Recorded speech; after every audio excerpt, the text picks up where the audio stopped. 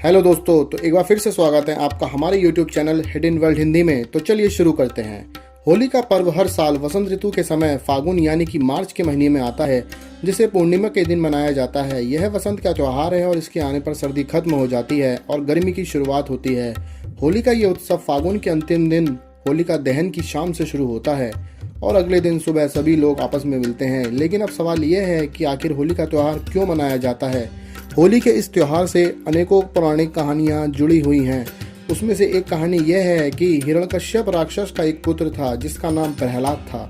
एक असुर का पुत्र होने के बावजूद वो अपने पिता की बात न सुनकर वो भगवान विष्णु की पूजा करते थे।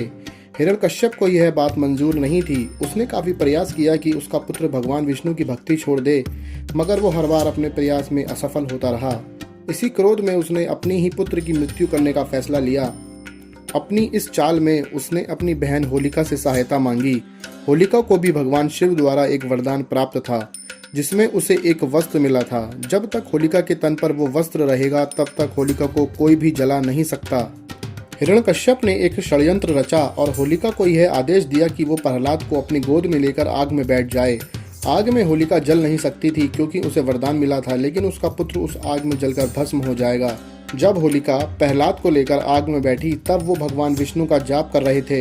अपने भक्तों की रक्षा करना भगवान का सबसे परम कर्तव्य होता है, इसलिए उन्होंने भी एक षड्यंत्र रचा और ऐसा तूफान आया जिससे कि होलिका के शरीर से लिपटा वस्त्र उड़ गया और आग से न जलने का वरदान पाने वाली होलिका भस्म हो गई। और वहीं दूसरी ओर प्रहलाद भक्त को अग्निदेव ने छुआ तक नहीं।